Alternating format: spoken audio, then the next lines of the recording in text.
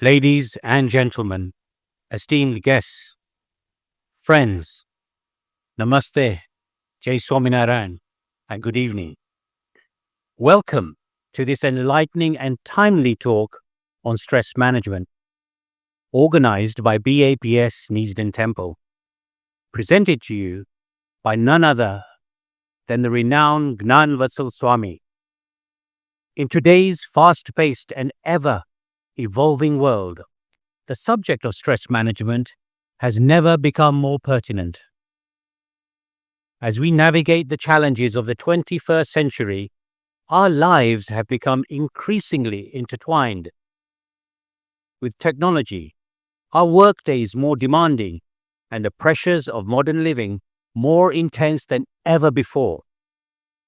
And that is why today's discussion is so important, as he brings a wealth of knowledge and expertise in the field of stress management. His insights are not only grounded in traditional wisdom and scripture, but also tailored to the unique demands of our modern existence.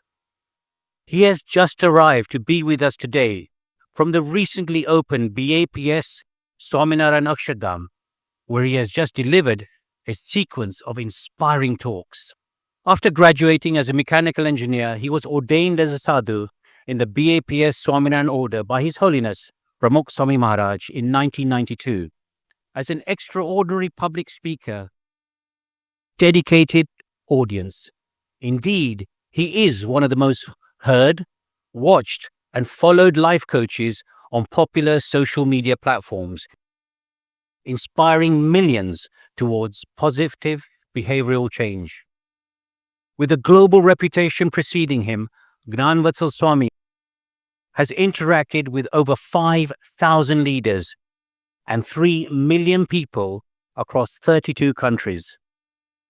While he is a much sought-after speaker, invited by universities, corporate, professionals, associations, social communities, and government bodies, audiences from all walks of life are captivated by his humility and his intent to serve humanity. Having delivered over 15,500 life-enhancing talks in the past 31 years, he has been conferred the Doctorate of Literature by 2 universities in India and several other accolades, including a Lifetime Achievement Award and a proclamation by a mayor of California in USA in June 2023. Inspired by his guru, Mahant Swami Maharaj's life work and wisdom, Gnan Vatsal Swami continues to travel the world, sharing his guru's teachings to help improve the lives and society, spread the message of personal integrity, family values, ethical leadership, community service, and global harmony. So, as we embark on this journey together, let us open our minds and hearts to the wisdom that Pujya Gnan Vatsal Swami will share with us today. Let us take this opportunity to better understand the nature of stress and more importantly, how to effectively manage it, ensuring that we can lead healthier, happier, and more balanced lives amid the challenges of our time. I would now like to invite Pujya Gnan Vatsal Swami to the stage, where he will be formally welcomed by A.P. Patel, trustee of BAPS Sri Swaminarayan Mandir, and Jitu Patel, a well-wisher. He will thereafter delve into the topic of stress management in today's world. गुणातीतो अक्षरं ब्रह्म भगवान् पुरुषोत्तमः जनो जानन्निदं सत्यं मुच्यते भवबन्धना। श्री स्वामीनारायण भगवाननी जय, अक्षर पुरुषोत्तम महाराजनी जय, राधा कृष्ण भगवाननी जय, सियावर रामचंद्र भगवाननी जय, उमापति शंकर भगवाननी जय, प्रमुख स्वामी महाराजनी जय, महंत स्वामी महाराजनी जय। પ્રથમ તો ભગવાન સ્વામિનારાયણના ચરણોમાં વંદન સાથે ગુરુહરિ પ્રમુખ સ્વામી મહારાજ અને પ્રગટ ગુરુહરિ મહંત સ્વામી મહારાજના ચરણોમાં વંદન સાથે આપ સર્વેને નમસ્કાર, જય શ્રી કૃષ્ણ, જય શ્રી રામ અને જય સ્વામિનારાયણ. આજની આપણી વાતનો વિષય છે સ્ટ્રેસ મેનેજમેન્ટ, અને એ પણ stress management in our daily life. અત્યારે જે વાસ્તવિક પરિસ્થિતિમાં 20 અને 21મી સદીમાં આપણે જીવીએ છીએ, આ વાસ્તવિક પરિસ્થિતિનું વર્ણન કોઈએ ખૂબ સારી રીતે કર્યું છે કે these are the times of fancier houses but broken homes. એટલે કે મકાનો બહુ સારા થતા ગયા અને ઘર બધા તૂટતા ગયા. These are the times of double incomes and more divorces. Income double થતી ગઈ ઘરમાં અને ડિવોર્સીસ વધતા ગયા. According to the latest world data statistics, 9,800 divorces every day upon this earth. Unfortunate magical figure of 10,000 in few months. રોજના 10,000 divorces પૃથ્વી ઉપર થાય. These are the times of broader highways and narrower viewpoints. Highway બધા પહોળા થતા ગયા, દ્રષ્ટિકોણ સંકુચિત થતા ગયા. હું કહું એ સાચું, મારો અભિપ્રાય શ્રેષ્ઠ, તકરારથી માંડીને યુદ્ધ આ અભિગમથી ચાલે છે. These are the times of high-rise buildings but low-rise characters. મકાનો બહુ ઊંચા થતા ગયા અને ચારિત્ર બધા નિમ્ન થતા ગયા. These are the times of sometimes good profits in businesses but shallow relationships. ધંધામાં પણ આપણા ઘણી વખત પ્રોફિટ સારો થતો ગયો પણ સંબંધો બહુ છીછરા થઈ ગયા. કામ પૂરું થયું, સ્વાર્થ પૂરો થયો એટલે હાથ ઊંચો કરવાની પણ આપણને તકલીફ પડે. હાય ને બાય કહેવામાં. These are the times where man has gone all the way to the moon and has come back. But he finds it difficult to cross the road and meet the new neighbor, especially in your country. પડોશમાં કોણ રહેશે એની ખબર ના હોય. Road cross કરીને સામે કોઈ નવા પડોશી આવીએ છે તો આપણે જરા પરિચય કેળવીએ. એ બધી ભાવનાઓ અને લાગણીઓ ઓછી થતી જાય છે. એટલે the list is very long describing the state of affairs of the 20th century and the 21st century man. But they say in short that these are the times where we have much to show in the show window and nothing in the stock room. દેખાડવા માટે આપણી પાસે ઘણી બધી વાતો છે પણ બુદ્ધિમાં પવિત્ર વિચારો અને મનમાં શુદ્ધ ભાવનાઓ દિવસે દિવસે ઓછી થતી જાય છે. એવી પરિસ્થિતિ ને એવા સંજોગોમાં આપણે રહીએ છીએ એટલે કાર્યક્ષેત્રમાં પણ તણાવ, સ્ટ્રેસ જન્મવા, સંબંધોમાં, સોશિયલ રિલેશનશિપ્સમાં પણ સ્ટ્રેસ આવવાનો, વ્યક્તિગત જીવનમાં પણ વિચાર અને વર્તન સંબંધી રોંગ સિલેક્શન એટલે પણ સ્ટ્રેસ આવવાનો. ખાવા પીવાની આપણી આદતો ખોટી છે એનાથી શારીરિક તકલીફો ઊભી થાય એટલે પણ સ્ટ્રેસ આવવાનો. અને આપણે ઈગો ઇન્ફ્લેટ કરીને બેઠા હોઈએ કે I should be the centre point of my group એટલે પણ સ્ટ્રેસ આવવાનો. સ્ટ્રેસ જન્મવાની અનેક જગ્યાઓ છે. If you are not careful about it, if you are not introspective, પ્રશ્ન આવે. અને તણાવ જ્યારે જન્મે ત્યારે પોતાની જાતને સંભાળવી અત્યંત અઘરી પડે. Normal definition સ્ટ્રેસની એવી છે કે it's an experience of depression, experience of a bout of anger, it's an experience of frustration, anxiety.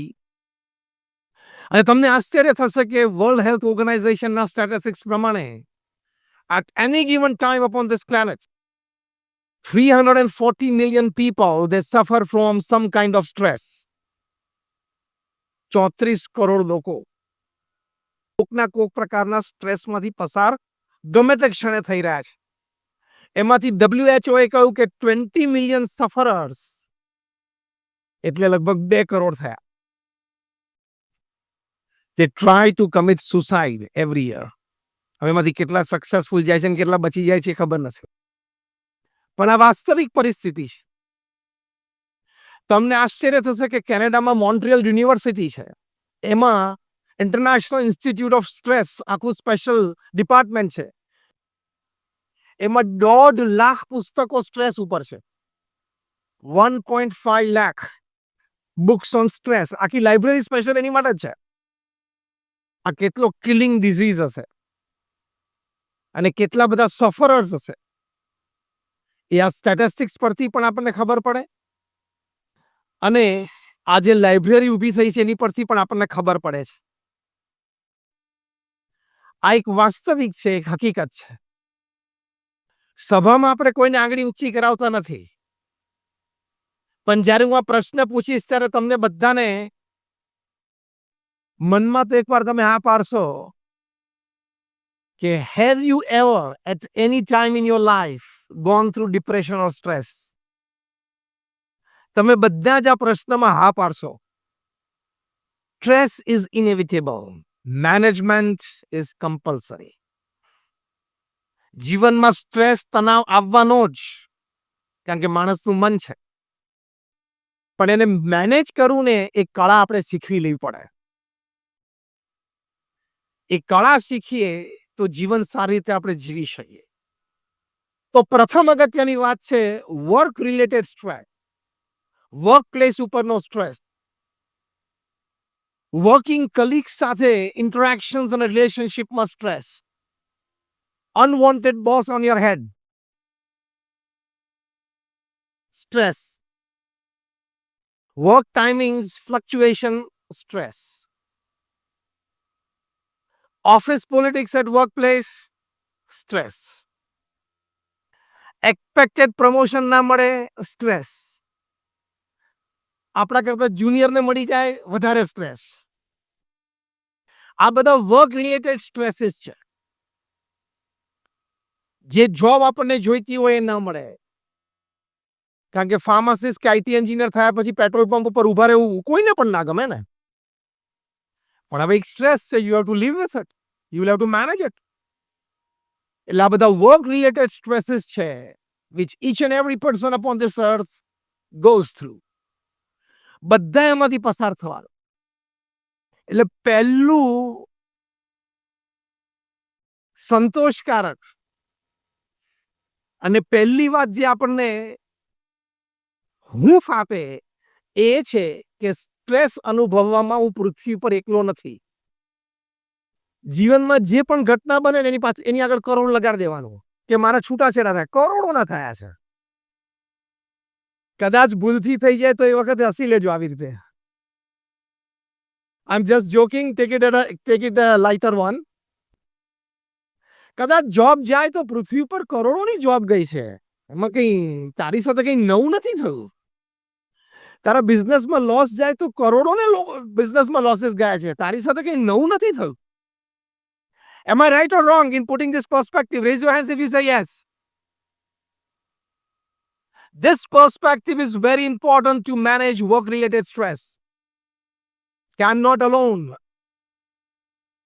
In the sense, I'm not singled out by nature or God to face this. કરોડો લોકો આમાંથી પસાર થયા છે અને કરોડો લોકો થવાના છે. એટલે પહેલી આ એક સમજણ અને સ્વીકાર તો તમને હૂંફ મળે. અને એની સાથે બીજી શું સમજણ? કરોડો લોકો જેની જોબ ગઈ છે અને પાછી મળી પણ ગઈ છે, એટલે મને પણ મળી. કરોડો લોકો ડિવોર્સમાંથી પાસ થયા છે, એ લોકોને પાછું રીસેટ ઘણા બધાને થયું છે, મને પણ. એટલે in this flow I am not singled out by nature and God. આ પહેલી હૂંફ તમને મળી જાય. Millions have pass through this, millions will pass through this. એ પહેલી હૂંફ છે.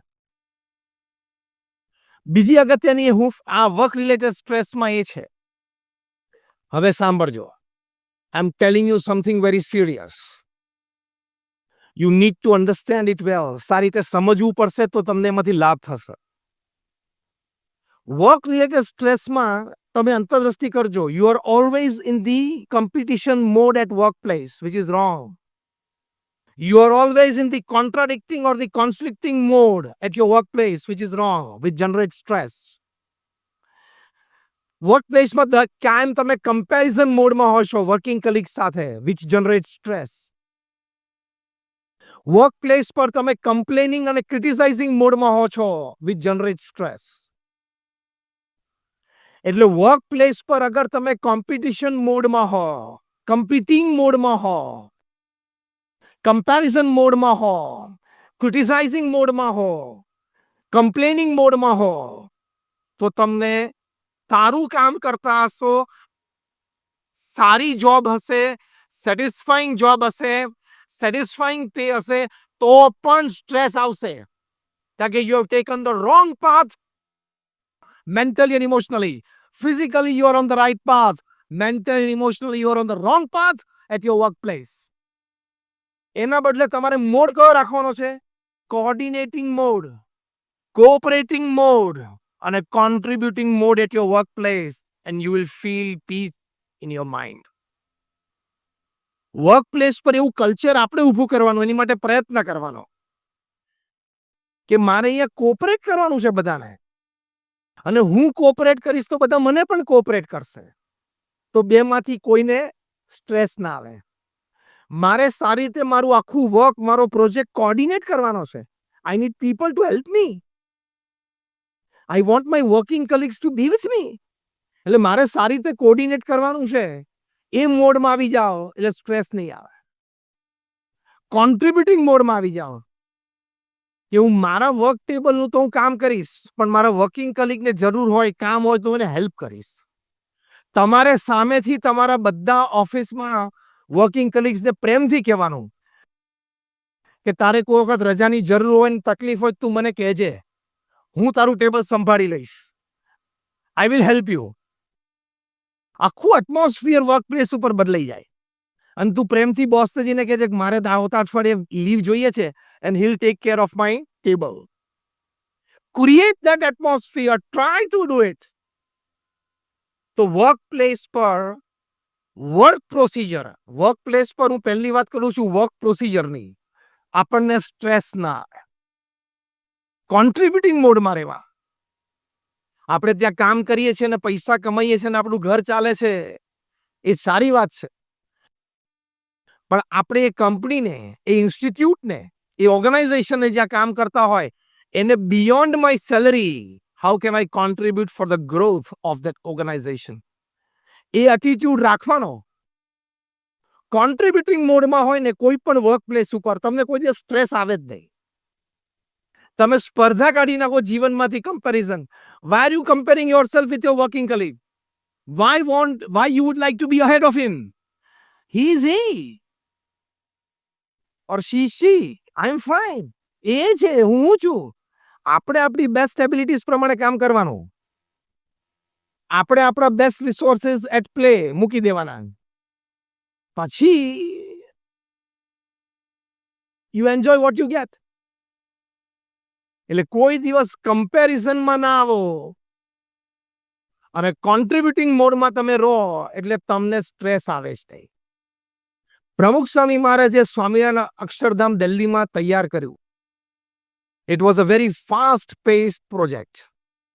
એમણે કહ્યું મારે 5 વર્ષમાં પૂરું કરવું છે.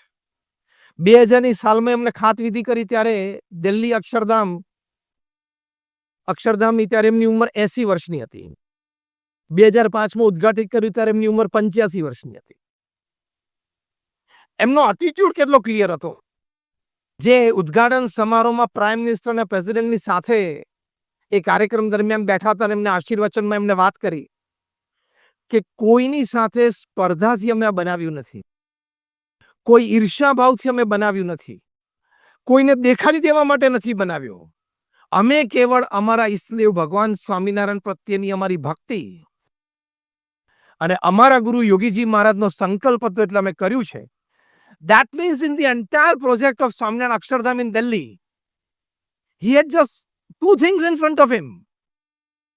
ભગવાન સ્વામિનારાયણ પ્રત્યેની ભક્તિ અને યોગીજી મહારાજનો સંકલ્પ. આ મોન્યુમેન્ટ કરતા હું મારું મોન્યુમેન્ટ સારું બનાવું, એના કરતા હું વધારે પોપ્યુલર થઈ જાઉં, સ્વામિનારાયણ અક્ષરધામ બને એટલે હું ગિનિસ બુક ઓફ વર્લ્ડ રેકોર્ડ્સમાં આવી જાઉં. એક પણ વિચાર નહીં. So he was never in the criticising mode, competition mode, complaining mode નહીં, contributing mode. So he could coordinate well. He got good cooperation. એટલે વર્ક પ્લેસ ઉપર હંમેશા આ મોડ આપણે રાખવાનો. શું કામ કોઈની સાથે કોમ્પિટિશન કરવાની? એના રિસોર્સિસથી એ કામ કરે છે, તમે તમારા રિસોર્સિસથી કામ કરો. As simple as that. No stress. સાચું કે ખોટું? You are you, they are they. Simple. બીજી એક અગત્યની વાત છે વર્ક એથિક્સ. વર્ક એથિક્સ નહીં હોય તો સ્ટ્રેસ જન્મશે, અને વર્ક એથિક્સમાં ખામી આવશે તો જે લેવલનો સ્ટ્રેસ જન્મશે ને એને તમે મેનેજ નહીં કરી શકો. વર્ક એથિક્સમાં જો પ્રોબ્લેમ આવ્યો અને એનો જે સ્ટ્રેસ જન્મશે ને ડિફિકલ્ટ ટુ મેનેજ. એટલે બહુ જ ધ્યાન રાખવાનું when it comes to work ethics at your workplace. એમાં બીજી બધી વર્ક એથિક્સ તો ઘણી આપણે શીખ્યા છે, સમજ્યા છીએ, પણ વર્ષો પહેલા તુલસીદાસજીએ રામાયણમાં વાત લખી છે, પરધન પથ્થર માનીએ પર સ્ત્રી માત સમાન. This is a very important work ethic in today's corporate world. Thousands of people have suffered because of lack here. આજે સેંકડો મોટા બિઝનેસમેન જેલમાં છે અને સખત સ્ટ્રેસમાંથી પસાર થઈ રહ્યા છે, કારણ કે તુલસીદાસની આ વાત સમજ્યા નથી. એને કોઈક સમજાવવા ગયું હોત તો એમ કે હુ ઇઝ તુલસીદાસ? પણ બેટા એને જે કીધું છે એનો તું લોપ કરે તને ખબર પડે. એમણે કહ્યું કે પરધન પથ્થર માનીએ. જેટલા બેન્કિંગ સ્કેમ્સમાં જેલમાં ગયા છે, જેટલા કંપની ફ્રોડમાં બધા જેલમાં ગયા છે, બધાને અત્યારે કેટલો સ્ટ્રેસ આવતો હશે જેલમાં. કરિયર સંબંધી, ક્રેડિટ સંબંધી, ફ્યુચર સંબંધી બધા સ્ટ્રેસ આવતા હશે ને. એ મેનેજ નહીં કરી શકતા હોય. Difficult to manage that stress. કેમ? મોસ્ટ ઇમ્પોર્ટન્ટ વર્ક એથિક, પર ધન પથ્થર માનીએ, એ ચૂકી ગયા કે જે ધન આપણું નથી એની સામે થૂકવાનું પણ નહીં, આપણું થૂક બગડે એવા એટીટ્યુડથી જીવવાનું. ત્યાં ઇન્ડિયામાં જે જણાએ બેંક સાથે ચેડા કર્યા છે બધાએ દેશ છોડવો પડ્યો. જેણે ક્રિકેટ બોલ સાથે ચેડા કરે બધાએ ક્રિકેટ છોડવું પડ્યું. હા કે ના? Whoever you are, whatever you are not bigger than ethics. Do you agree with this or not? તમે ગમે તેટલા ટેલેન્ટેડ હો, ગમે તેટલા ઇન્ટેલિજન્ટ હો, ગમે તેટલા એક્સપિરિયન્સ્ડ હો, એથિક્સ, નોર્મ્સ અને ડિસિપ્લિન્સથી તમે મોટા નથી.